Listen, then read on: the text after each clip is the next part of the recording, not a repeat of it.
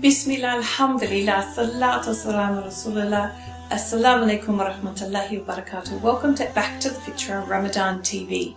I'm Catherine Jones, your emotional and spiritual resilience mentor and coach, your host for the TV show today, and also the founder of Back to the Fitrah Academy, where we are all okay.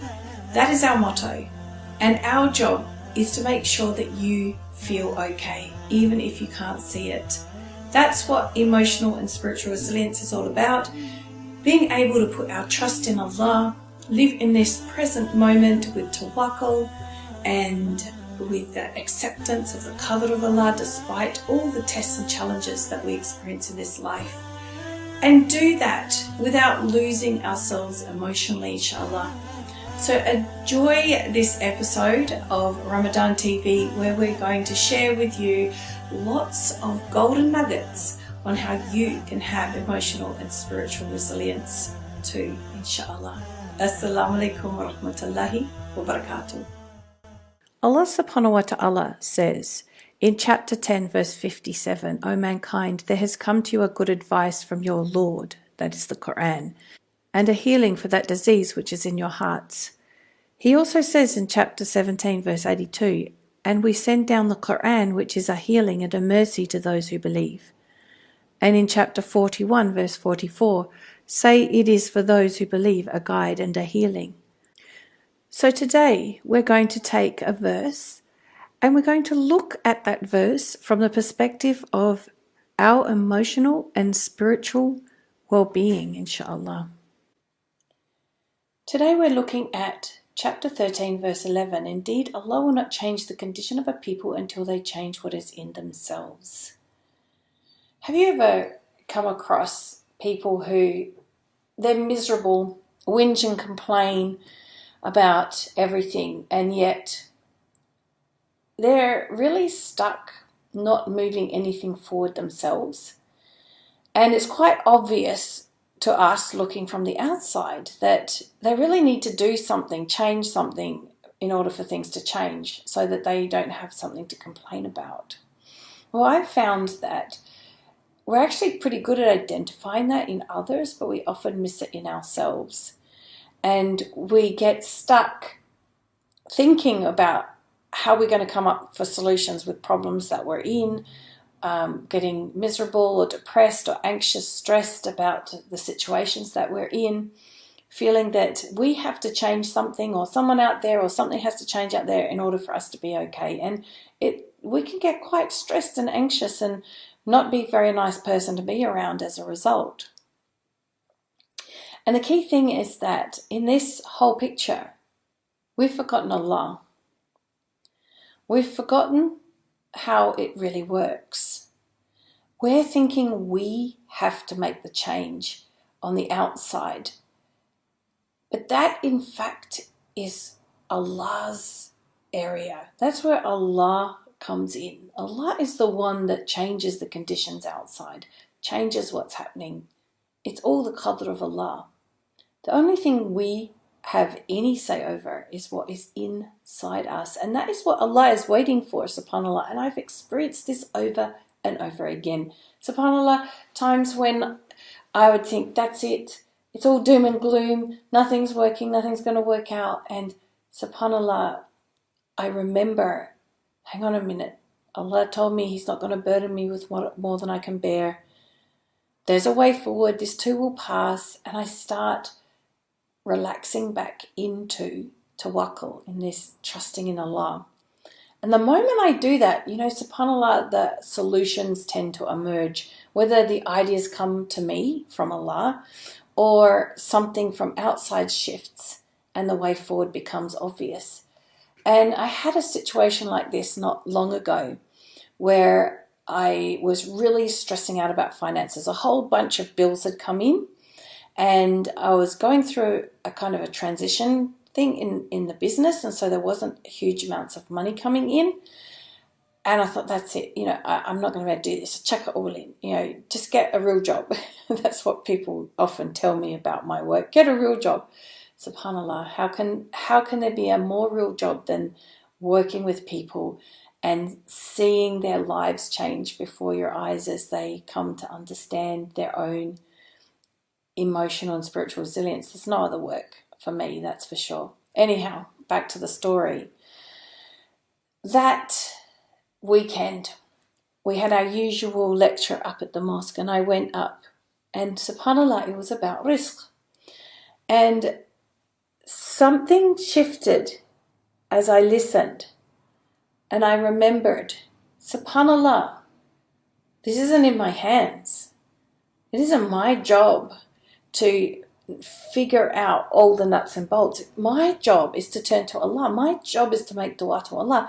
My job is to, yes, keep making steps in the right direction, but trust that the rizq will come and it's in Allah's hands. And that was such a profound moment. It shifted something that had been stuck a long time. Like I already knew this and I had already had this reminder many times, but this time something really shifted. And since then I have not chased the money. I have chased the barakah. I've chased the blessings from Allah. And subhanAllah, the money has come by itself. That is what I mean in my explanation of indeed Allah will not change the condition of a people until they change what is in themselves.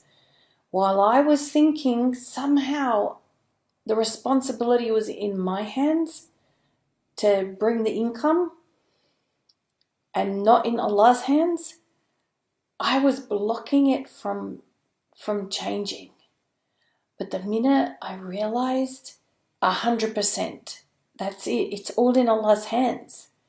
What I have to do is show up and do the right thing. So something changed inside of me. The condition inside of me changed. The condition outside changed. SubhanAllah.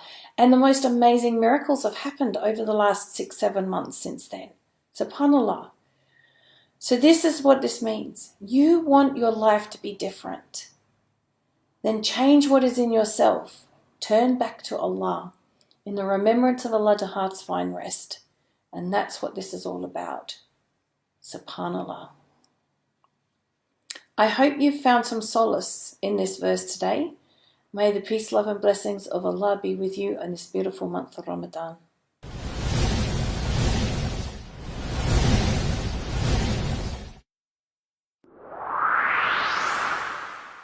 As the layers of troubled and stuck thinking fall away, what remains is our innate resilience, confidence, patience, and inner peace. Our Fitrah. Fitrah is an Arabic word that has no exact English equivalent, although it is usually translated as original disposition, natural constitution, or innate nature. The perfect embodiments of Fitrah were the prophets Ibrahim alayhi salam and Muhammad sallallahu alayhi wasallam. Back to the Fitrah Coaching Academy is founded to teach the truth of our psychology, of how Allah created us.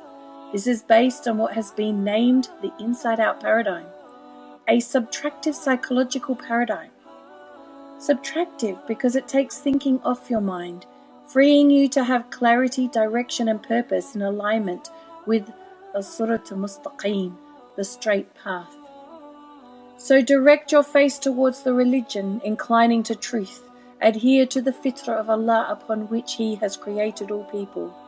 No change should there be in the creation of Allah. That is the correct religion, but most of the people do not know. Chapter 30, verse 30. Just like Newton's moment of clarity about the scientific paradigm of gravity, a man by the name of Sydney Banks had an insight about how our psychology works. This is not a philosophy or theory, it is a scientific truth. It is a very simple concept that has profound and extensive implications.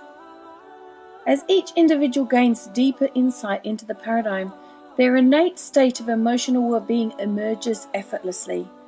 This isn't something you apply to your life, implement into your life, or repeat until you believe it.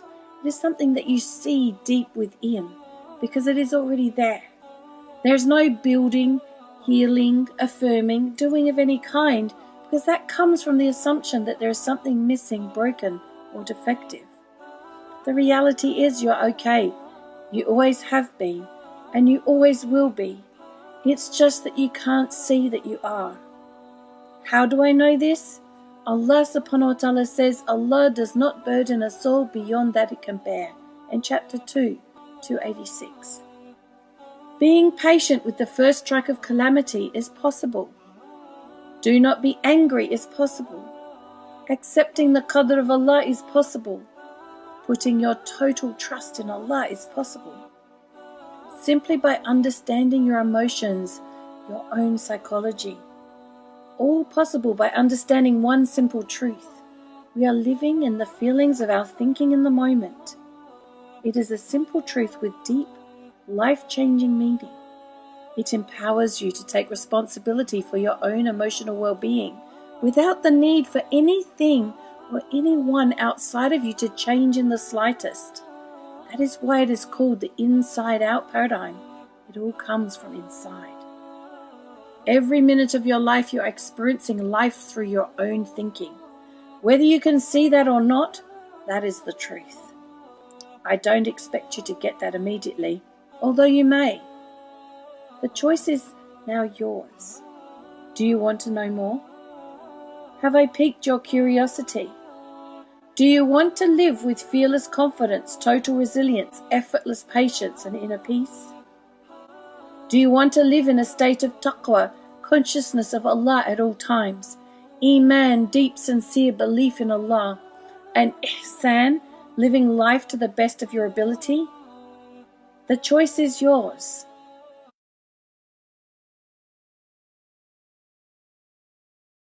The three principles, or the inside-out paradigm as I call it, was first articulated by Sydney Banks, a ninth grade educated welder born in Scotland, living in British Columbia, Canada, in the early 1970s. I love to share the quotes and the wisdom from Sydney Banks so we can all reflect on the missing link, or that's what he would call it.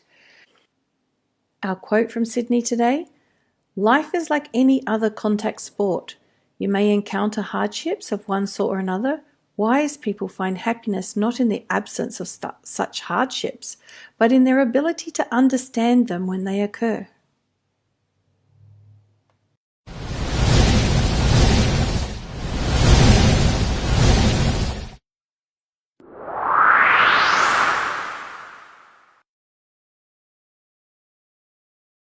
Bismillah, alhamdulillah, salatu salamu rasulullah, assalamu alaikum wa rahmatullahi wa barakatuh. Welcome back to the 19 days of COVID-19 live classes, and we're up to day 7. Still 12 more days to go. We've covered so much so far, and today it's all about close proximity, how to stay calm and compassionate with one another when there's no time out from each other.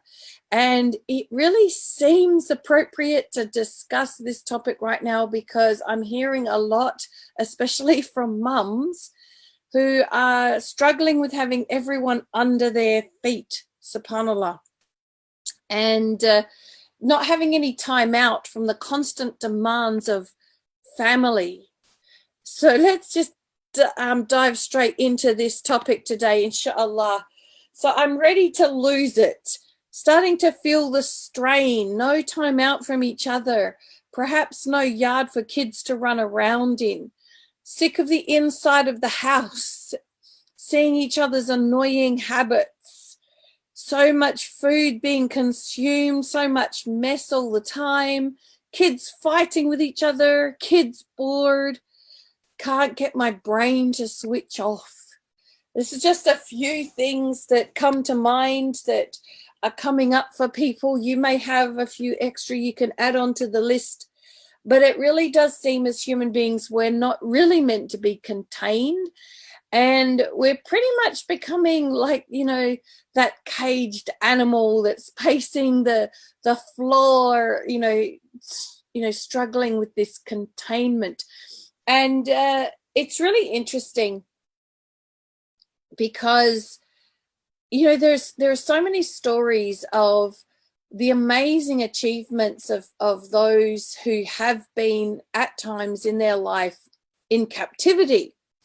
Like Ibn Taymiyyah, for instance, who was put in prison, and some of his best works, best writings came from that time. And the stories of the Prophet Yusuf alayhi salam and what happened when he was in prison. And we're not actually in prison, we're just in social isolation to protect us temporarily. It's not even like a punishment, or we're in our own homes, and yet we're feeling it like a prison. And I want to put some light, or shed some light on that today, inshallah. So is it possible to feel good under these conditions where, we are restricted in our movements, we're restricted in what we can do, we're restricted in what we can buy, and we feel all the restrictions? Is it possible? Absolutely, yes, it is. So I'm going to share with you the secret today of what is the secret to feeling good under these conditions, or under any conditions, actually. So you're not upset by what you think you are upset by. And that is the trick here. We think we're upset by our situation, but we're not. Feelings are always coming from thought in the moment and nowhere else. Our feelings are not coming from our situation.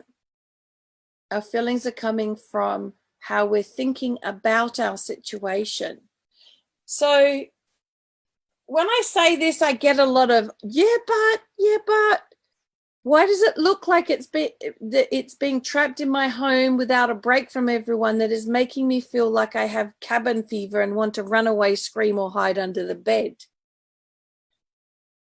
I'd have to clear out under my bed first before I could hide under it. And I do remember, back in the day when I used to get stressed about things, how I used to, and I think I mentioned this in one of the previous videos, hiding in my walk-in wardrobe. So I had this walk-in wardrobe where you could hang all your clothes. It was basically like a walk-in tiny room. And because, of course, we were abayas, I could actually turn the light off in the room and hide behind the abayas that were hanging in there, and the kids wouldn't know I was there. I could hide away from everybody. And I used to do that when I needed a break, right? When I felt like I just needed a break, and nothing was going to be okay until I had this break. Well, subhanallah, I don't have a walk-in wardrobe anymore, but I also don't, get to that point where I tend to need a break anymore either. So why is that? What is different? Why is it now, under these circumstances where it could be even more reason to go crazy? In fact, I'm not. Well, the secret is it's supposed to be owl. I always do that, actually. How often I have out instead of owl, because the T's right next to the R, I guess. It's our thoughts about the situation, not the situation itself, that is creating the experience we're having of that situation. We're really getting now into the nuts and bolts of what I teach.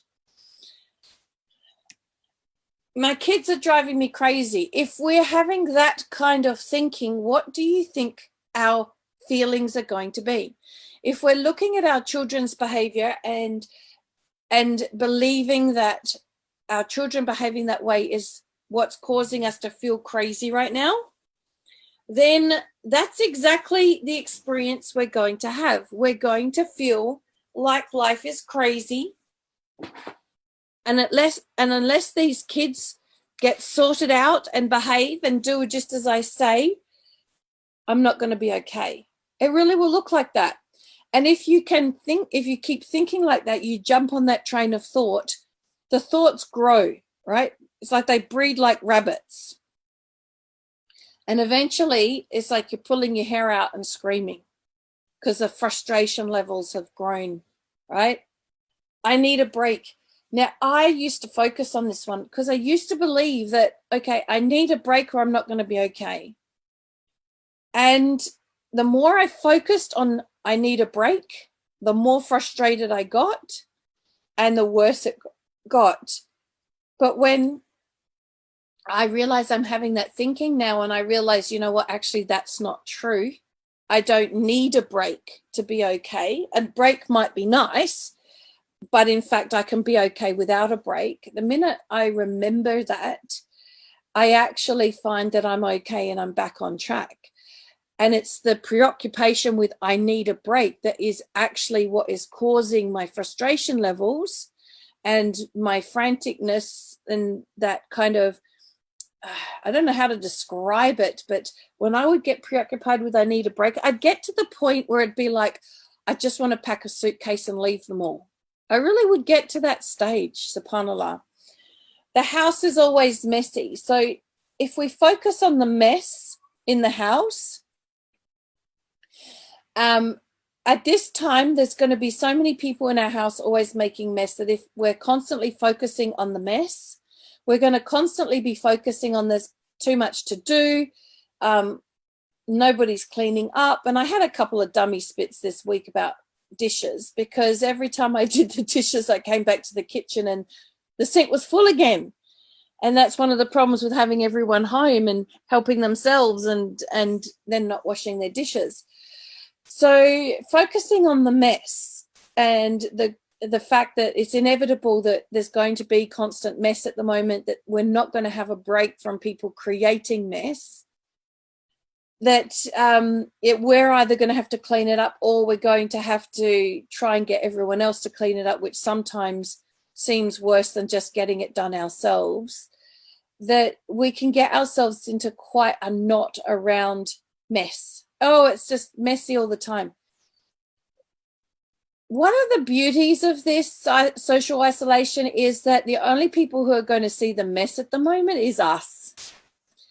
And I know for some people it's hard to see mess, but it's kind of a good idea or a good thing if you can to turn a blind eye to mess at the moment. That doesn't mean we allow it to get to a complete dump, but to not have to keep that same standard as we would when we have everyone out of the house for periods of time during the day. Give yourself a break, lower the expectations. This is just temporary. It's not forever. And people aren't going to randomly pop in at the moment, so we don't need to have everything perfect for visitors. And probably everyone else's houses are suffering from exactly the same thing our houses are suffering from. So we're all in the same boat. So just this is where expectations can drive us crazy and where we focus can drive us crazy. So focusing on the mess rather than focusing on, well, everybody is happy because they're busy creating mess, and actually isn't that a good thing that everyone's actually quite happy right now, busy doing stuff? Because if people are creating mess, then there's a good chance that they're not just stuck to devices.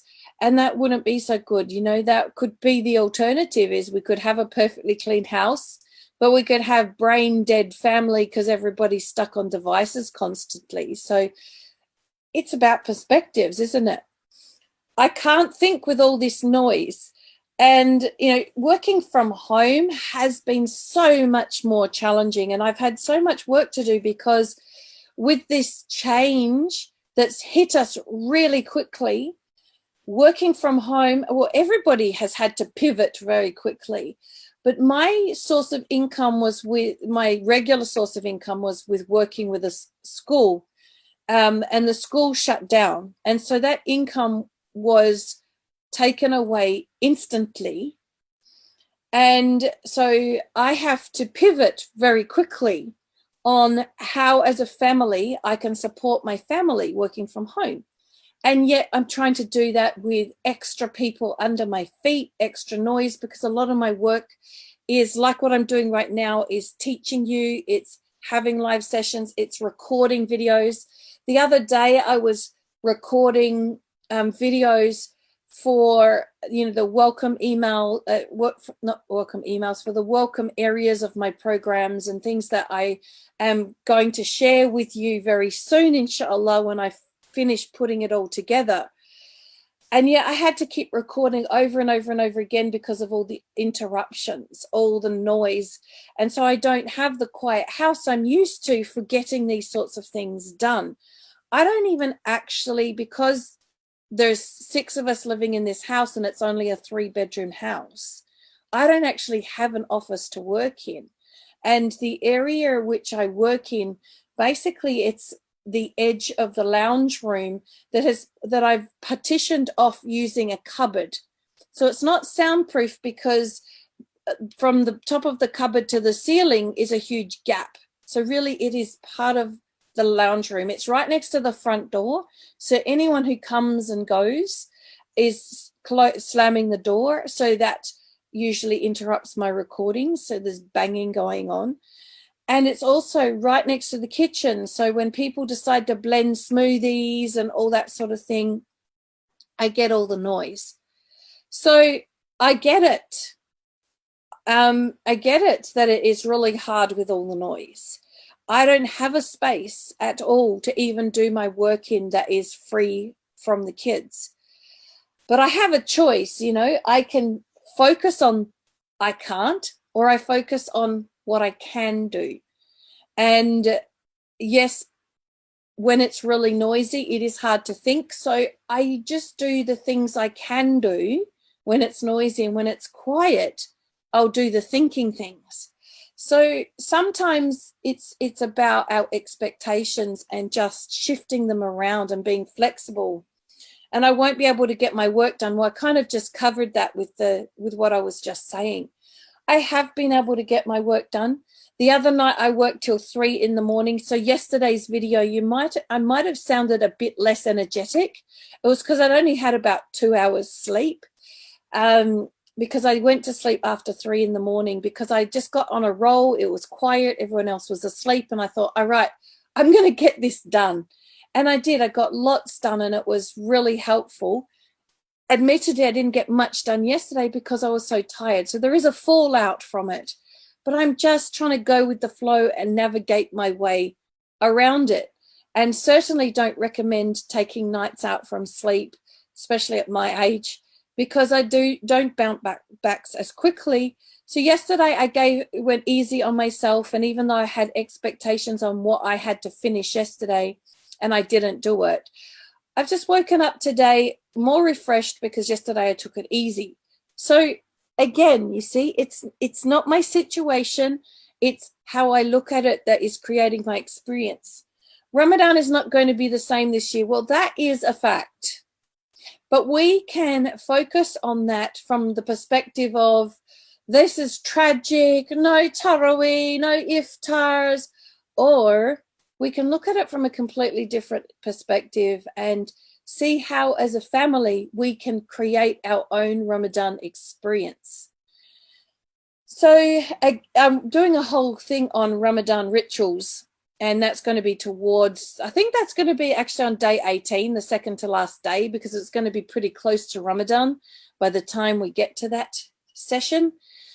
So Ramadan isn't going to be the same. But if you focus on that as a negative, then you're going to feel upset and frustrated about that. I don't think I can cope with this. Believing that and focusing on that is, firstly, it's not true. And secondly, it just creates the experience of not coping.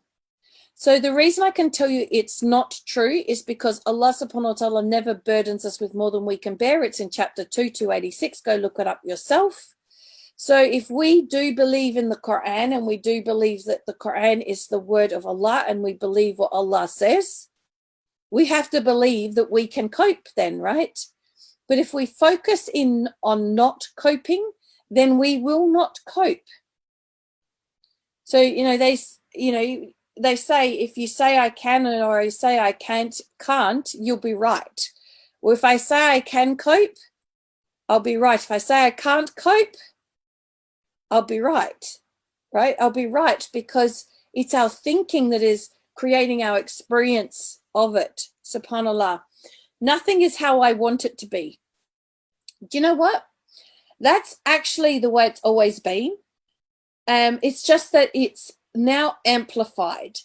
If we think about it, we're constantly having plans, and Allah subhanahu wa ta'ala has a different plan. And we're always pivoting the fact that our plan and Allah's plan don't match quite a lot of the time, and we're having to navigate that. But at the moment, it's really amplified, really magnified. It's really loud that nothing is the way we would want it to be right now. And this is a test. This is a test. Are we going to accept the qadr of Allah and just get on with it the best as we can? Or are we going to fight it? So we can choose to fight it and go, but I want it this way. It has to be this way for me to be okay. We can go down that path if we want. But what we're going to experience is all the tension, the anger and frustration that goes with that. Or we can go, okay, this isn't how I wanted it to be. However, what can we do with this? So it's our thoughts about the situation, not the situation itself, that is creating our experience. So the choice, we have a choice. We can look at it like this. The kids are fighting, and I can tell you, my kids, oh boy, they get bored, so they start picking on each other. I have these spray bottles of water, which are good for the ironing, damp something down so it irons easier. Not that I like doing ironing at all, but or I had them in summer because we don't have very good air conditioning. I would spray it on myself and then sit in front of the fan, and it would cool me down because I'm a bit menopausal, and so my body heat is often escalating, and so it was uncomfortable in summer. And sometimes one of them will find that bottle and then they'll annoy the other one by squirting them. And you can imagine what happens. It escalates. One thing rises to another. And we've had quite a few moments like that over these last couple of weeks because they get sick of each other too. So instead of seeing it as a problem, let's see it as, okay, there's tension. Let's ease the tension. What can we do? Perhaps we have a pillow fight. Or a noodle fight. Now, a noodle fight is not that we get 2-minute noodles and throw them at each other. Not suggesting that at all, because I know I would hate to clean up the mess associated with that, even if it would be heaps of fun. Plus, of course, it's not okay to waste food. The noodles I'm talking about are pool noodles. Those big, long pool noodle things that you can use to float on in the pool. I cut them into thirds. Thirds is about the right length. Half, they're a bit long still, but thirds, they're about the right length that you don't end up accidentally knocking things off shelves playing with them. And I get the hollow ones because they have a bit more air resistance and they don't tend to hurt as much. Actually, the hollow ones don't tend to hurt at all. And because they're hollow, they make a great whacking sound. So they're actually more fun than a pillow fight, because they make a wonderful whacky noise. And so if you play this game where you try to whack each other on the bottoms, we sort of aim for bottoms to try and keep it as safe as possible. But as I said, they don't really hurt. It makes this great kind of whack sound like you've really hurt someone. And then as the adult, you really ham it up and you go, oh, that hurt. And you make it really fun and the kids laugh and then the tension breaks. So a bit of craziness to break the tension when you have the kids fighting is actually the quickest way out of it. So see, kids fighting can be either, oh my God, the kids are fighting, I've got to get out of here, I can't cope with this. Or the kids fighting can be, we've got a bit of tension, let's have some fun and get rid of the tension. And I tell you what, sisters, or if there's any brothers listening to this, having a bit of fun as adults is really cool too. It breaks our tension as well. I have lots of work to do. How can I effectively make that happen? Perhaps I'll just get it done as I can. Be flexible. So instead of having rigid thinking of, I have to work between this hour and this hour. I have to do this between this hour and this hour. And I know that for some people working from home, you have deadlines that you have to meet, and that is challenging. But getting stressed about that actually doesn't help you get it done. And what I found is, even with deadlines, that there's a couple of things. One is when I just remember that there's all the time in the world and just focus on the one thing I'm doing at a time, that interestingly, Allah subhanahu wa ta'ala facilitates for me to actually finish it on time. Or the alternative is I don't finish it on time and the world didn't fall apart. Actually, everything was okay. So the stressing about what we have to get done and when we have to get it done by is what creates the stressful experience.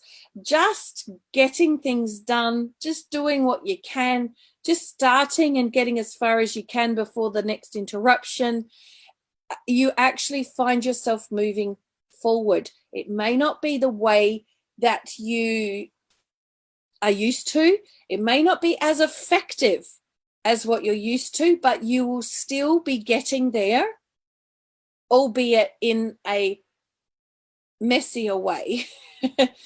As I've still been getting there, I've still been able to come to you live every day, despite the challenges. And there have been challenges every single day pretty much in being here for you each day. It's getting really messy. Does it really matter? So I already kind of covered that focusing on the mess is creating the stress around mess. Does it really matter? Asking ourselves the question, does it really matter if everything's a bit messy? I want to tell you something really interesting. So when I've been in, even me, in some more rigid thinking about how things should be, that word should is the clue, right? When we're thinking in terms of things should be, or people should be, or we should be a particular way, we've got some rigid expectations in there. And those rigid expectations can be where we get our frustrations when things aren't that way, right? So when I had these shoulds going on around my kids' bedrooms and the way they looked, when I wanted my kids to clean their rooms and do their rooms, it came out very shouldy. I'm not sure that that's a real word, but I'm going to use it because it really fits it. Shouldy means like naggy or agitated, or in that tone of voice that kids don't like to hear, right? You know what, subhanAllah, my child that is, she probably is the messiest, but there's another two children that are probably tied with her. Out of 5 children, I've got 3, or maybe all of them are pretty messy. But anyway, this particular child, because she was at home and because she was spending so much time at home, suddenly decided it might be nice to have a clean bedroom to hang out in, and spent time without me even asking her, cleaning up her room beautifully. So it's actually quite interesting how when we stop focusing on what's wrong, how sometimes the right happens by it just happens, subhanAllah. Now, I'm not suggesting that this miracle will happen in every home, and I'm not suggesting this is how you go about it. I'm just saying that when we take the pressure off the button or off the pedal, or whatever you want to call it, somehow that not putting the pressure on opens up the opportunity for people to rise up and do things beautifully in our lives that make things easier for us. But because it's not that way, we feel like we have to put the pressure on. And in fact, maybe that's actually making things worse rather than better, subhanAllah. I didn't sign up for homeschooling, but I can see how hard the school is working on making it possible. So I had some challenging times this last couple of weeks with our school going to working from home and doing the schooling from home. And I was really impressed in how quickly they were able to pivot to working from home. And they especially did an amazing job with the high school students. But it was my 9-year-old that was a struggle, because there's a particular series that he's got hooked into at the moment. And unfortunately, being on devices is part of doing the work from home. And so it became a supervisory nightmare. And I, of course, needed to spend time at, doing my own work and not focusing on him all the time. But focusing on how much the effort the school was putting in and the teachers were putting in, and, how much was getting done, rather than, why do I have this extra responsibility? It helped me have a more positive attitude towards it. So if I focus on that I didn't sign up for homeschooling, of course, the frustration levels rise.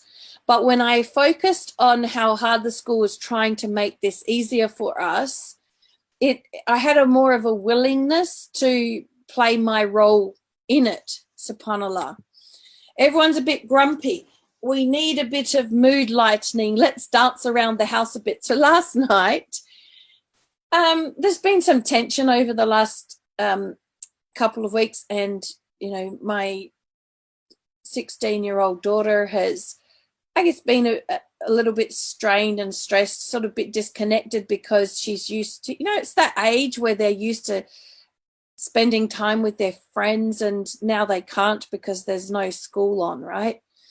So she and I were cooking dinner last night. We had Mahazain nasheeds on, the ones without the music. So we were trying our best to, make it halal. And we were just being wallies and dancing around the kitchen while we peeled carrots, or I think I was chopping tomatoes and making the dinner. So lightening the mood and just seeing everyone's grumpiness as an opportunity to, let's be a bit silly or crazy or have a bit of fun, rather than everyone's grumpy moods being about, wow, I don't know how we're going to survive together all this time. So yeah, it made a difference. And I must say it was a bit of a workout as well, because obviously it's a little bit harder to stretch our legs and get exercise. And I realized, I haven't been moving around that much being at home all this time. And it felt good to actually really, jump around and be silly.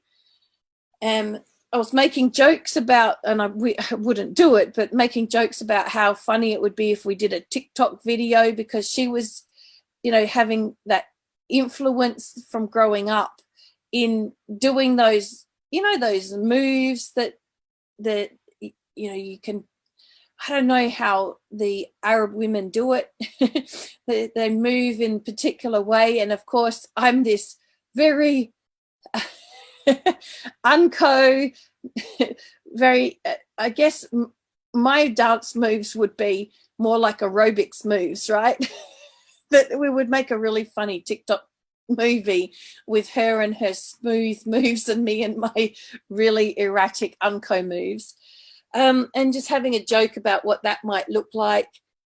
So subhanallah, we can lighten the mood by not focusing on the grumpiness, but focusing on, being a bit crazy. And I mean, life isn't meant to be all fun and there's time to be serious and all of that. I'm not saying we spend our whole time being crazy and silly. I'm just saying that a bit of crazy and silly breaks the tension and gets us all back on track, so we can get done the things that we need to get done, inshallah. So it's actually nice going with the flow rather than having a strict schedule. So if you're a schedules person, and I really did used to be like that, and I did kind of like my schedules in terms of getting work done, but having schedules right now, it's pretty hard. There's nothing to have a schedule around. There's no school routine. So the kids think there's no bed routine. So it's pretty hard to keep routines going. And so we can either have that mindset of, I've got to keep these routines going, or just go with the flow and actually discover how nice it is to go with the flow, and realize that, in fact, productivity still happens in flow, that we don't need to have strict schedules to be productive, that we can still have productivity and go with the flow. Just the productivity isn't happening in strict time slots. That's happening randomly in those moments of productivity. SubhanAllah. So it's all just thought. And I've been telling you this all along. You're always living in the feelings of your thinking in the moment. That's it. You are only responsible, you're only responsible for your own feelings. Take care of that, and you'll be surprised how things change. If you want to be okay and in close proximity with everybody else, and have confidence and calm and compassion for the people around you, just take responsibility for your own feelings. If you're feeling tense, stressed, anxious, fearful, depressed, angry, frustrated, anything else you want to add to that list, then obviously you've got some thinking going on that is creating that experience. Don't blame it on the situation. Don't blame it on the virus. Don't blame it on the people that you're hanging out with in close proximity. Just realize it's just some thinking. And just like clouds pass in the sky, if you don't jump on that train of thought, that thought will pass too. That thinking will move on. And you'll have new thinking come through and experience something different. Now, we probably don't want to be jumping from the anxious train to the stressed train to the depressed train to the angry train to the frustrated train. That's not what I mean. I mean, just jump off the train, back onto the platform. And if you find yourself you've jumped onto the frustrated train, jump off at the next stop. You don't have to stay on that train. You can choose to jump off and get on the I'm happy train, or the I'm in a wacky-do mood and let's have a bit of fun train. Or you could choose to get into the, you know what, I'm just going to do nothing train. We're allowed to do nothing sometimes. Our body, our brain needs time out. We weren't created in this life to function constantly. We were created to rest, to pause, to reflect. Look at the Prophet ﷺ. He would go in a cave and reflect. He would take himself away to reflect. It's a little tricky right now. Be creative. You know what? When I really get desperate for just some quiet time without interruptions, I go and have a shower because I can lock that door. It's the only door in the house I can lock. And when the water's running, I can't hear what they're saying from outside the door. So when they start talking to me, it's like, I can't hear you. And I'm just on my own with the sound of running water for a bit. So be creative. Take responsibility for your own feelings. And you'll be surprised how much things change and how okay you can actually be in lockdown, inshallah.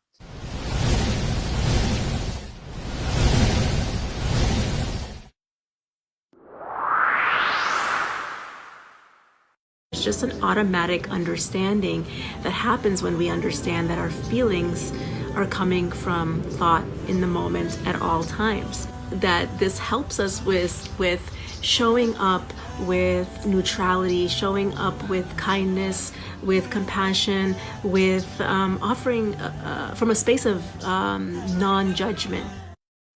You don't need to understand why other people think the way they think in order to let go of your reaction to it. I love the energy and the pretty much instant change, positive change in our lives that come from internalizing that realization.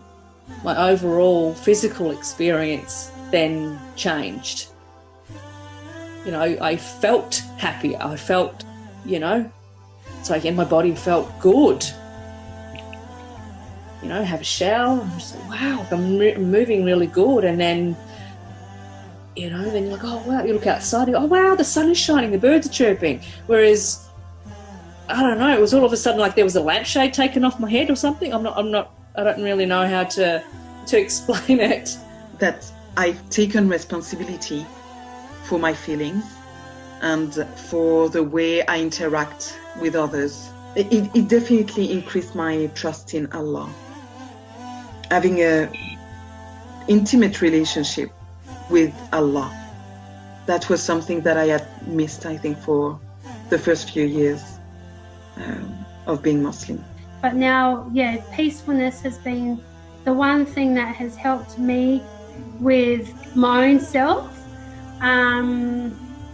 with my husband and my son and my family.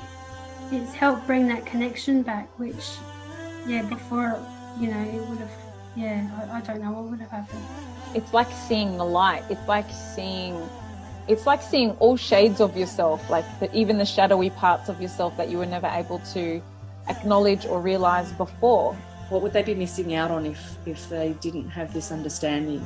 They're missing out on so much beauty that the world can give, so much love. That I'm always okay, even if there is chaos around me. I want for somebody else what I've got for myself. We should always want for our brothers or our sisters what we have for ourselves. And that is that inner peace. Whatever you think your problem is, the Inside Out paradigm is a game changer. The be all and end all, it's pretty awesome.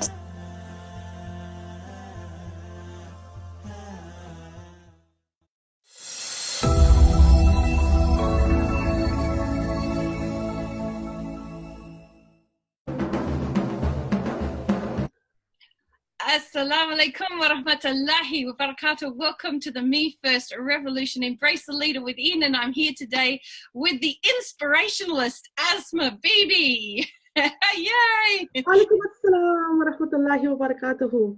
G'day, Catherine. Who loves to do the whole Aussie thing. What she thinks we actually all talk like that, but we don't. So I love the Aussies down under. Yeah. We love you too, Asma. So Asma, I know. Alhamdulillah. An amazing person who wears, for us Muslim sisters, we don't wear hats, we wear lots of hijabs. So she's got many hijabs. She's a nurse by night. She's a interior designer and inspirational coach by day. As well as being a mom and a wife and amazing things like that. She's also a veteran of the Me First Summit because she's one of the first ones, from last year. Alhamdulillah. So it's great to have you back, Asma, and I can't wait for you to share your message with the sisters today, inshallah. Jazakallah khairan. Thank you very much, Catherine. It's great to be back. And yes, I'm a veteran, but you make me sound like I'm about 86 now. Yep, we've got to start that retirement fund. Yeah, absolutely, man. Entrepreneurship all the way. So, go on, hit me with it. On a very serious note. Yeah. If we can possibly be serious. No, absolutely. Yes. Why is it important for Muslim women to embrace the leader within? Because Allah subhanahu wa ta'ala honoured us, and we need to honour Allah subhanahu wa ta'ala back by showing Him. Like that. Yep, full stop. And we did. Yeah. And I tell my clients this all the time. If Allah subhanahu wa ta'ala honoured you, why don't you honour yourself? Why do you not honour yourself? Why do you listen to the noise that's around your head? Why do you listen to the noise that's in your environment, in your society? Why do you believe all that negative,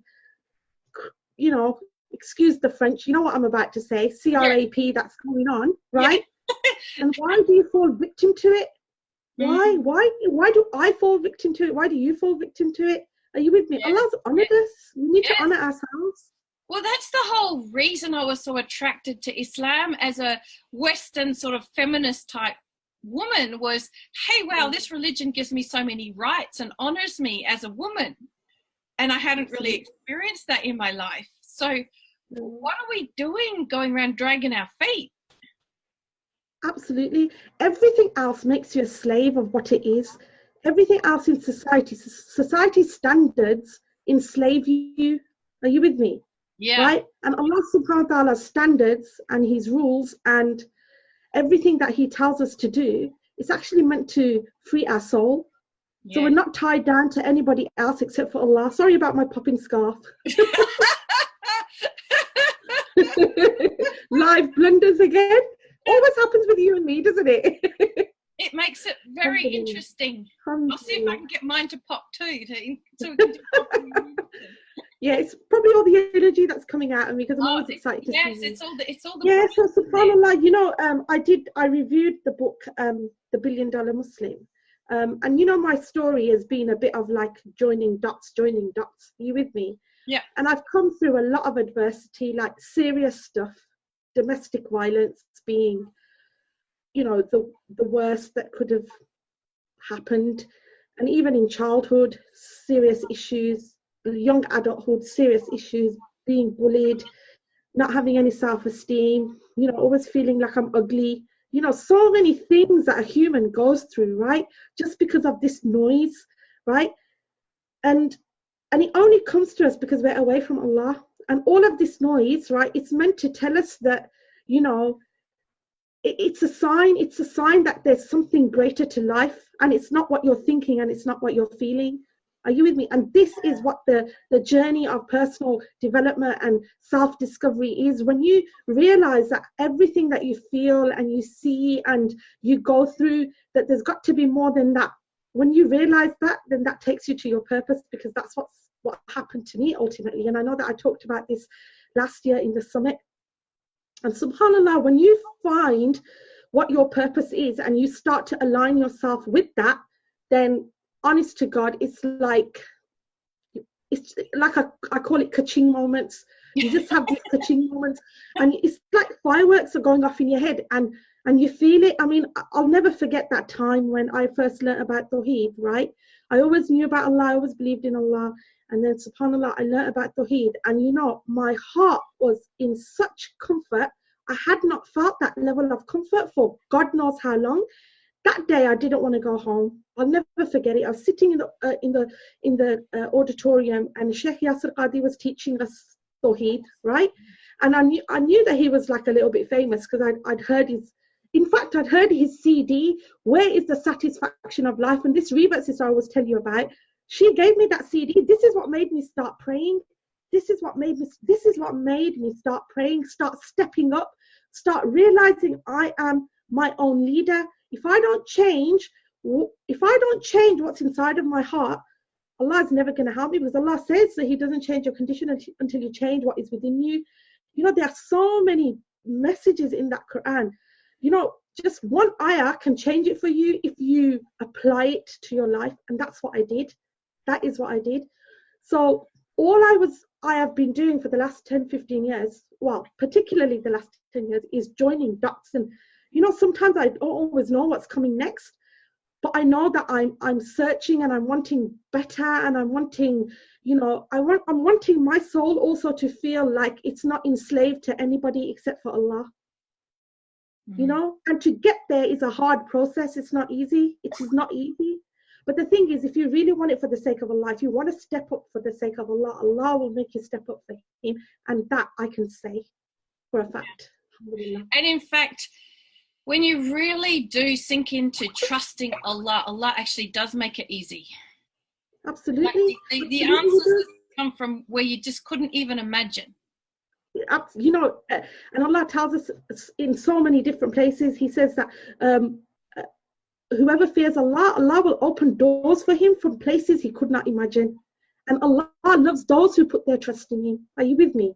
Yes. So when I started realizing the power behind this, you know what, subhanAllah, completely blew me away, especially via my dream du'as, because my personal mission as well is to kickstart this du'a movement, to get people to start raising their hands and making du'a. It doesn't matter, they don't have to do visionaire, they just need to raise their hands and talk to Allah. They just need to ask, because what happens when they make du'a, that du'a goes up to Allah subhanahu wa ta'ala, right? And Allah gives, Allah loves to give. How many things have we learned about Allah? How merciful He is, how kind He is, how that when you make dua, there's absolutely no condition attached. It doesn't matter who you are. It doesn't matter what you've done. There is no condition attached. In fact, Allah subhanahu wa ta'ala answered the du'as of the non-believers as well. You know, we need to really tap into the power of dua, because we can design our life by it. This is how much confidence it has instilled in me in the last few years. And I've been doing visionaire in particular since 2013 when it first came online. I know that they did it offline as well. But my dua at the time, because I was, still a bit of a nervous wreck. I'd left my marriage in 2011. I got divorced officially. So in 2013, it was still early days for me. Are you with me? Right? I'd been moved into my house less than a year. And I remember I used to ask Allah to show me how to make dua to Him. And subhanAllah, visionaire came along. And for the first few times, it was a bit hit and miss. And then when I really started getting into it and I started seeing my du'as manifest, well, I tell you what, just like I was blown away in that auditorium that day, I was blown away again. And you kind of become a bit overwhelmed. You get a little bit scared. I think it's like awe of Allah. You're in awe of Allah's power. And then you realize what He's doing for you, and then it blows you away. But then what happens ultimately is you start to gain confidence. You start to gain confidence in Allah, in His names and His attributes. And then you start thinking, well, hold on a minute. How can I use this to my benefit? How can I use this now to design the life that I want? To design the outcomes that I want? The non-Muslims, they call this the law of attraction. Actually, yes. No, it's the law of Allah. This is the law of Allah. And one day, and you heard it here first, I'm going to write a book called The Real Secret. It's not The Secret. My book is going to be called The Real Secret. I think someone might have beaten you to it, but never mind. Oh, Amira, really? Yes, Amira Ayad has written The True Secret, and it's based all right, okay, alhamdulillah. on the version of The Secret. So, well, I'll still write my own kind of version to it. you can write The True Secret and do your own version. The Real Secret, alhamdulillah. So, well, you know what? Yeah, absolutely. If the sister's already written it, alhamdulillah, mashallah, tabarakallah. The thing is, there is a real secret, and it's not the universe, it's the creator of the universe. Yes. And that's the bottom line. Yes. And when you align your goals with Him, because you're asking Him to provide for you, because Allah loves those who raise their hands, and Allah loves those who ask Him. Allah loves to give. When you start aligning what you want with Him, He delivers. Absolutely. Absolutely. And if we are walking around with our eyes open, we see that in our everyday life, don't we? But so many people are walking around and they're not seeing. They're not seeing those blessings from Allah. They can see, but they are blind. They can hear, but they are deaf. Their hearts are sealed. That's what Allah tells us. Yes, yes. So alhamdulillah, Allah has blessed us with the ability to really see and hear and open our heart. And feel as well, subhanAllah, and feel it as well, because it's really overwhelming. But you know what? I'm telling you now, for the last 6 months, I have been in a bit of an overwhelm myself, and I've been working out, well, subhanAllah, I've been making all these dream du'as, and this is manifesting, but now I need to step it up a gear. Because I need to write down every single outcome as I want it. And whatever Allah gives me, that's up to Him. But the thing is, I can ask Him, can't I? I can still ask Him. I can say to Him, this is what I want. And especially since I've been getting into this entrepreneurship, that's just taken everything to a different level. And I'm being honest, because the entrepreneurship that I'm talking about is the one that's going to put Islam back on the map. Does that make sense to you? Oh, right? Total sense, because for instance, I was obviously in the entrepreneurial space as well, and as a result of that, I've last year attended about 3 different workshops with Muslims. I was the only Muslim in the room, You mean non-Muslim? Yeah, I'm the only Muslim in the room. Yeah. Yeah. I'm a bit tired. If I'm getting it right. down, people know it's what all I right. mean. Get what I mean, not what I say. Yeah. Anyway, the result of being in those rooms changed people's perceptions about Muslims. I had in all three events, I had people come up to me and go, I'm so glad you were here because you've completely changed my view of Islam and Muslim women. And I didn't do anything other than be there, show up, and be yourself, and just do what everyone else was doing, which was participate wholeheartedly, and just be my authentic self.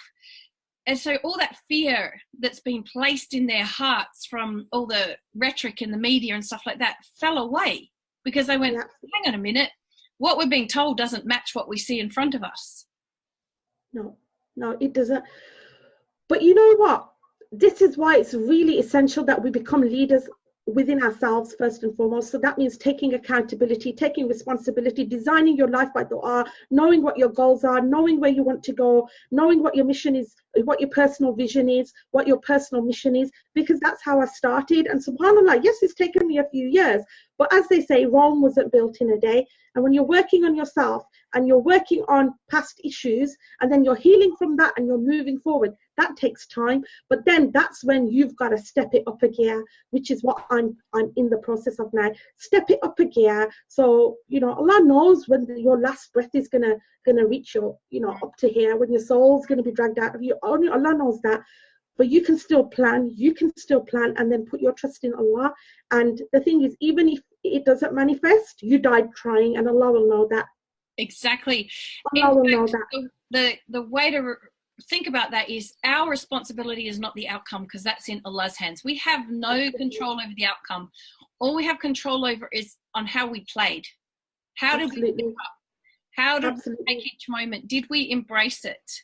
Yeah, absolutely. So the first way to step up, and I've already said this because I've done a few Facebook lives in between, the first way to step up is to raise your hands and ask Allah for help. Yeah. Because Allah will answer your dua, and He doesn't fail in His promise, and that is something that I have learnt. And now I almost feel excited to ask Him what I'm asking Him. Does that make sense? Because I feel like what Allah has done with me, especially in the last year. I mean, you mentioned the interior design. So my motto now, because I have a few mottos, is life by dua and life by design, inshallah, right? Because I love design, and I'm really doing it for the sake of Allah. Because if I were to tell you that since I've started, what's going on in my head is phenomenal. I shut my eyes and I see these random designs which I've never seen before, and that is from Allah. Are you with me? That is from Allah. Right? And I'm really into sort of like beautiful places for health and well-being, right? For peace of mind, for making yourself feel good so you can go out and do the job that Allah subhanahu wa ta'ala has put in your path. But you've got to start aligning yourself with what Allah wants from you. Allah subhanahu wa ta'ala has blessed every single one of us with talents, with gifts.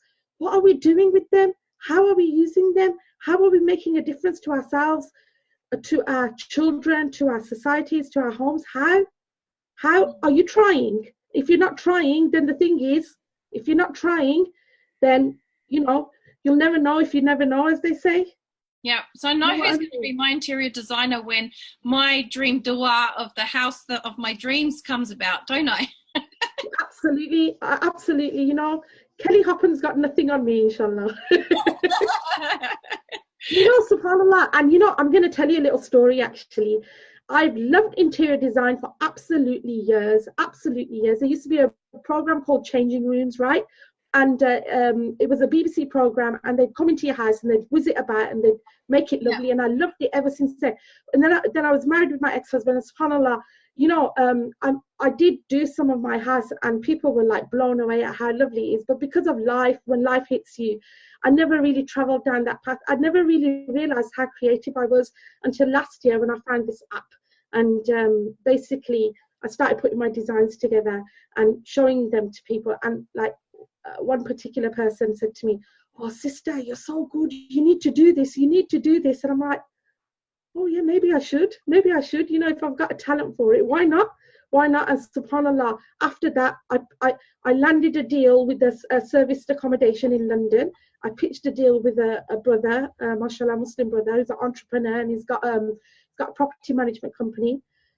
Subhanallah, I ended up in the Huffington Post because of all of this.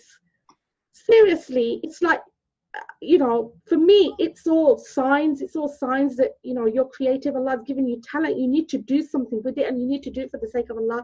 And, you know, being in this entrepreneurship field, you know, we want to raise other people, and ultimately we want to raise ourselves. We want to raise other people and put Islam back on the map, because this is what it's about. Are you with me? It can't just end where our stomach is. It has to go beyond that. We have to think big. Because the thing is, we have to think bigger. We have to think for the ummah. We have to be the great people that we want. So how much innovation did Islam bring to the world? How much innovation did they bring? How many people were, I mean, there's one particular, I can't remember his name, but he basically designed a lot of surgical instruments. I think his name was Ibn Haytham. I'm not sure, but he designed a lot of surgical instruments. Are you with me? The point that I'm trying to make is we need to take it beyond our own stomachs, and we need to think about the greater good for everyone and ourselves, earn our deeds through the work that we do, and design our life according to the kind of deeds that we want to do, what we want to achieve, whether it's, you know, whether it's just your home, whether it's your society, your community, whether you want to do big projects. Because I know, like, I've got big ideas in terms of, you know, with my coaching skill, in terms of helping people who are, you know, people from Syria, for example, who've been through a lot of trauma. I want to impart this positivity that I've learned, because I want them to overcome their trauma, and I want them to get themselves back and, you know, inshallah, work for the ummah, inshallah. You know, I have big ideas myself. Yes, well, you know, that's the way to be, and we're crazy enough to make our big ideas happen, inshallah. Obviously, the thing is, absolutely, the thing is, right, the way we make our ideas happen is by raising our hands, and is by asking Allah, and is by having that unshakable belief that Allah will answer, because that is what tawakkul is. Yes. And you know, subhanallah, just yesterday I was talking, because I did a live, and when I go home after work, if I go down a particular route, there's a church, and outside there's a saying by Ralph, I forgot his name, I can't say his name, but anyway, this is the saying. The saying says, everything that I have seen makes me trust my Lord for everything that I have not seen. And it's powerful. And every time I see that, and I think, Ya Allah, you're telling me something, you know, it's not a biblical saying, it's not a saying out the Quran, but I tell you what it does do, it reminds me of tawakkul, it reminds me of putting my trust in Allah. So every time shaitan plants that seed of doubt in my head about Allah ain't going to give you, or, you know, you're not good enough, or whatever that noise is, you know, I'm talking about that noise, I think, go away. Yeah. No way, mate. I believe what Allah tells me. Allah tells me, I believe it. I have to be like that bird who goes out in the morning on an empty stomach and comes back in the evening with his belly full. Yeah. I want to be that bird. Are you with me? Yeah. Inshallah. I'm definitely with you. So when you hear that voice, you know that saying, you say, talk to the hand. Whatever. Talk to the hand. But what I want to take you back to, because you said something, and I really think that, I mean, it's very much in line with my vision too. You said, let's put Islam back on the map. People might argue, well, Islam's everywhere, but it's not. The lie about Islam is everywhere. When the propaganda about Islam is everywhere. Exactly. When we step up in our authentic selves, doing our best to please Allah, so we're doing our best to do things, not perfectly, of course, because we're not perfect, but we're doing our best, showing up our best. We are putting Islam back on the map, because we are countering that lie that is out there. And the thing is, right, you have a choice. You can sit down and get depressed about it, or you can move your butt and do something about it. Yep. There's even one step in the middle. Okay. Turn the idiot box off, so you don't have to hear all that crap Yeah, you know what, subhanallah, you've actually nailed it, because a few weeks ago I went to see Sister Yasmin Mujahid. She came to Birmingham and she said the same thing about turn off that noise. It's noise. I don't watch the news anymore because it's just depressing. They are stirring up that we are living in an environment where the politics of the world is trying to drive their message through fear. And the only way they can create enough fear so that they can control the masses is by creating these big lies and these big stories. But we know the truth always prevails. So why would we sell ourselves to this myth? Why would we sell ourselves short? Why would we hide away? We need to what you need to do is you need to step up. You need to step up. You need to say to Allah to help you in his path. Help you be part of the solution. Whatever form that comes in, let it be. But trust that if that's what you're asking Allah, Allah will deliver. Ask Allah to help you be part of that bigger solution. That's it, bottom line. And you know, when you ask Allah, then this is how you realize. This is how you realize. You have to take a look at what Allah's getting you to do, and then you'll know what your position with Allah is. And sisters don't realize that just by going to the grocery store, supermarket, whatever language everybody uses for these things, the shop, wearing a hijab, holding your head high, being confident in yourself, and just being a respectful, kind citizen, you're doing your bit. That's all you have to do. Bring it back to the fundamentals of good character, good behavior, you know, where things like kindness matter. If somebody's forgotten how to be kind, show them how to be kind. Are you with me? Why get as angst as them? Why, you know, the thing is, are you proactive or are you reactive? That's it. And designing your life by dua is part of proaction. That's what I would say is proaction. So if somebody actually tells me something, you know what I say? I said, did you make dua for it? I actually say that to them now.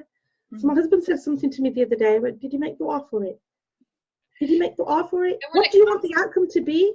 When it comes to the people outside too, if you come across someone and the expression they're giving you is one that you might be interpreting as maybe they've got some angst towards Muslims or whatever going on in their mind, we don't want to get caught up in that.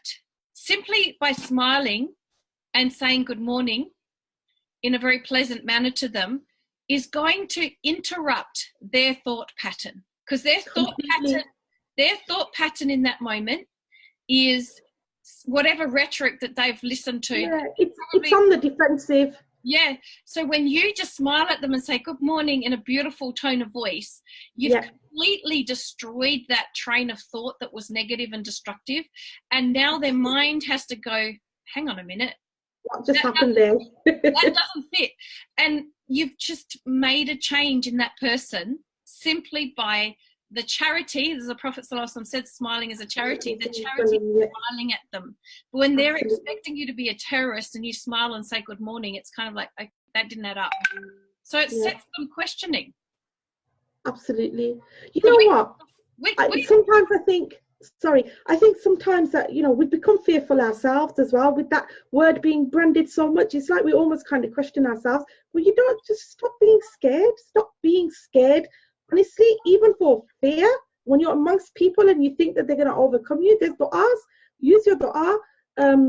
There's that du'a, Allahumma inni a'udhu bika min al-khami wal-khazan, wa a'udhu bika min al-ajzi wal-kasal, wa a'udhu bika min al-bukhli wal-jubn, wa a'udhu bika min al-tali ad-dayni wa ghalibat ar-rijal. Oh Allah, save me from sadness and anxiety. You know the one I'm talking about, old age, and how save me from being overcome by man and from debt. That's the dua I'm talking about, right? There's du'as that you can read, so you don't have to feel fearful of what other people may or may not do to you, because then you've become just like the person who's fearing you. Are you with me? Yes. It's just bad. That's the thing, is the whole way they want to do that. They want to divide us, because when people are divided, they're weak. Now, they win. Yeah, they win. And if we close that gap just by being human beings, when I mean by being human beings, I'm talking about the people who are basically good people, respectful, kind, generous, kind, universal human values. Yes, that's right. Just forget about let's putting religion in it. Let's just be human beings with fellow human beings. Let's focus on the things that are in common rather than what's different. Absolutely. They're not going to be able to mess with people when everyone's operating on a human level. No, absolutely. And this is what I mean. Like, at the end of the day, they're sitting in their offices, in their media companies, or whatever, and creating these negative messages, right? How are we counteracting that by the kind of things that we choose to do in our daily lives? Are you with me? How are we being a force for change rather than a force for evil, right? Yes. How are we bringing Islam and putting Islam back on the map? And the way that we do that is firstly to sort out ourselves, sort out our lives, align our purpose with Allah subhanahu wa ta'ala, align our goals with Allah subhanahu wa ta'ala, trust that Allah subhanahu wa ta'ala is going to deliver, and watch and wait for everything to fall into place. It does. And you know, when that comes, yeah, it's the most phenomenal feeling in the world. And this is why, Catherine, I'm so passionate about telling people about dua. That since I made that decision, that's all I've been doing. Even as a coach, that's all I've been doing. Are you with me? Yeah. I'm like, you can transform your life through dua. Yeah, obviously I help my clients with, you know, working out what their goals are, because some of them haven't got a clue. But then the biggest aspect of that is making them understand that take the action, of which dua is probably the biggest first step that you can ever do. So yes. Whichever expert comes on, right, they're going to tell their audience, they're going to tell the people who are aligned with them about their expertise. But I would say to them, whatever the expertise is that you want to affect your life, make dua, ask Allah first that you utilize that knowledge to benefit and transform your life for the sake of Allah. And that's the bottom line. Are you with me? Every single time I've done that, when it's been the next time for me to step up and I've needed somebody to be my leader, you know, someone who's been there before, who's going to guide me to that next step. I love it. Yeah. Every time I put my trust in Allah and put it to Allah, you know, and most of the time when I make dua, it's usually just, oh, Allah help, you know, full stop. Well, you know what? Who better to ask help from? Who better to ask help from? The greatest of helpers. Why not? The one who is able to do all things. Absolutely. The one who says be and it is, just be and it is. Exactly. And so the solutions, the people, not literally, but they fall in your lap, don't they? Oh my God, subhanallah. This is what I'm saying. The power behind the tawakkul and the power behind making dua is like just earth-shattering. It can move a mountain. Are you with me? It's like you see yourself trapped in a situation.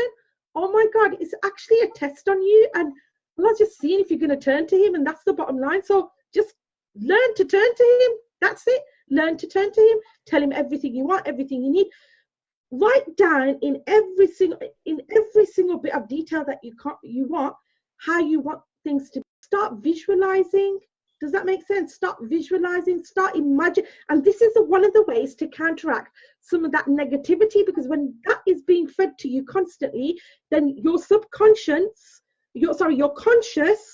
will be flooded with negative thoughts. But if in your subconscious, which I talked about yesterday, your goals are aligned with Allah, then your conscious will always push you towards the things that are in your subconscious.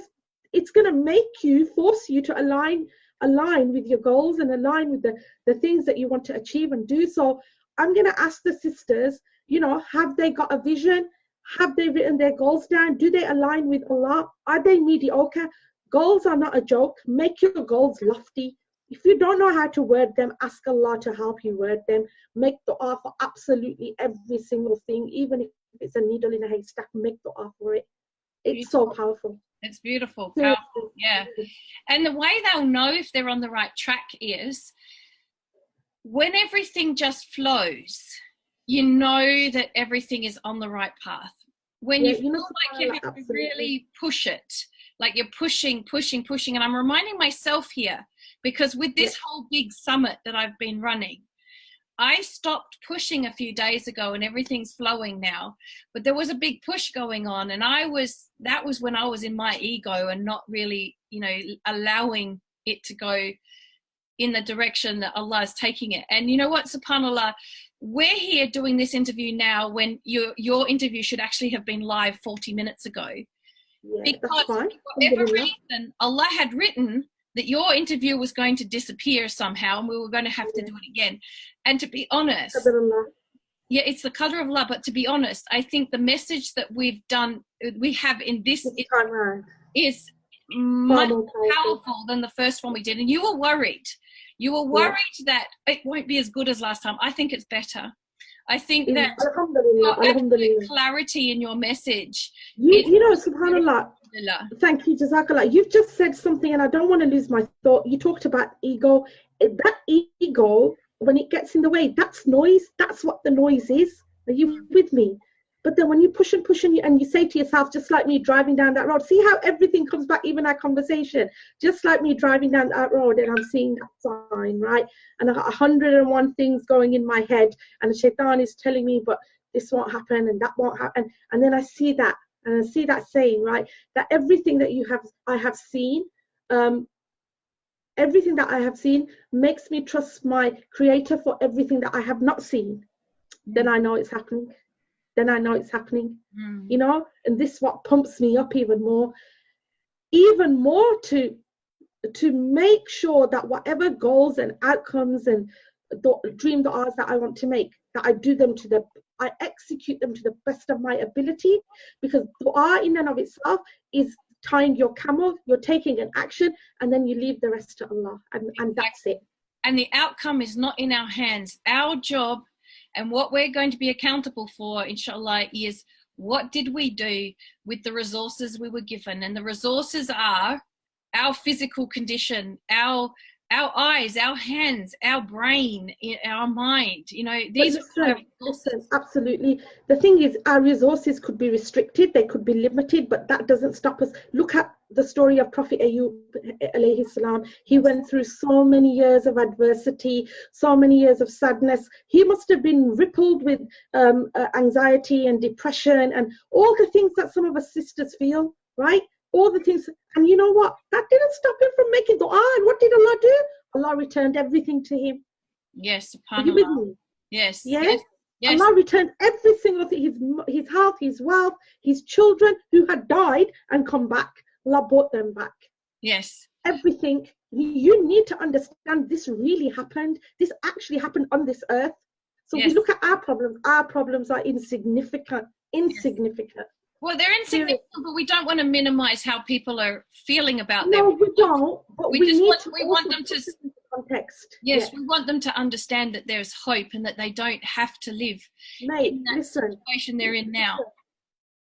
When I was going through the domestic violence and you were going through the domestic violence, they were not small problems. I suffered post-traumatic stress disorder. I suffered depression, anxiety for many, many years. It was not a little problem. Are you with me? It was a really big, life-changing problem. But subhanAllah, look where it brought me. Yeah, absolutely. I used to cry to Allah in the middle of the night, not realizing that He's listening to me. Alhamdulillah. Alhamdulillah. So, I never underestimate the pain that somebody's going through. But the point is that in this pain, something amazing is always born if you put your trust in Allah. Yeah. Yep. That's beautifully said. So on that note, I'd love you to share with the sisters about your free gift that you have for them. Yeah, absolutely. So So the inspirationalist here would be honored if you would join me with I'm giving away free group coaching sessions, alhamdulillah. So I've minimized the number that I'm having, so there'll be about 10 people per session, but alhamdulillah everything's in order. So when they click on the link, they can book themselves in with the available dates, and inshallah it's going to be a lot more inspiration about mindset, about goals, you know, a lot more than what I've been talking about here. Alhamdulillah. Beautiful. Yeah, that'd be absolutely crazy not to take you up on that offer. I mean, just simply having that opportunity to be in the same virtual room as you and experience the energy of being in the room with you is worth the time, if that's the only thing they get out of it. You know, subhanAllah, I'm a little bit more calm today. I do have a lot of energy, but I'm a little bit more calm today because I'm very, very tired. But you know, subhanAllah, I wouldn't have missed this for the world. And you know, whilst they're there as well, I'm writing my book, Taking the Angst Out of Anxiety. Alhamdulillah, it's in the process, and you know, they'll have the opportunity to sign up for that as well if they want to. Fantastic. Look, Asma, Jazakallah khair. You are an inspiration. The inspirationalist definitely does suit you and what you do, and I really look forward to seeing where this goes for you, and I truly hope the sisters jump in and join those group coachings. Well, I love me first last year. I mean, in 1 year, my personal growth, my entrepreneurial growth has been phenomenal. And you know, Rome wasn't built in a day. Nothing comes overnight. You got to keep pushing. I mean, get this right. And I was going to tell you this before. Even Juj and Majuj, they keep digging on the tunnel. And then they'll say, Inshallah. They'll throw it out to Allah and they'll break free from that tunnel. This is the power of when you put your trust in Allah. I'm using it in a slightly different context. But the point that I'm making is when you keep pushing, you keep digging, you keep walking the path of Allah, who knows what doors are going to open for you. It's actually very exciting, isn't it? Oh my God, it sends ripples up my back sometimes. You know how kids are the night before Eid, that sort of anticipation and excitement. Well, imagine having that every day of your life. Imagine designing your life by that, knowing that you are going to ask the creator of absolutely everything, the one who, there was the hadith, you know, the one that we're told in Visionaire, that if Allah subhanahu wa ta'ala was to gather all of man and jinn, every single person who's gone, onto one plane and ask every single one of them, what do you want for Allah? And Allah subhanahu wa ta'ala gave every single one of them what they wanted. For Allah subhanahu wa ta'ala, it's not even like dipping a pin in the ocean. How big is a pin? And how big is the ocean? Yeah, no. That's our resource. Allah is our resource. Subhanallah. I think we're going to wind it up there because I am aware we don't want to keep the sisters, you know, too long, but I do think that it probably, I hope it's been a really inspiring conversation because you really have shared a lot of great golden nuggets there. Oh, I hope so, inshallah. And you know, inshallah, I hope people make dua for themselves and also for me and all the other sisters as well, inshallah. Yes, inshallah. Jazakallah khair, Asma. Assalamu alaikum. It's just incredible how much we can learn from all these amazing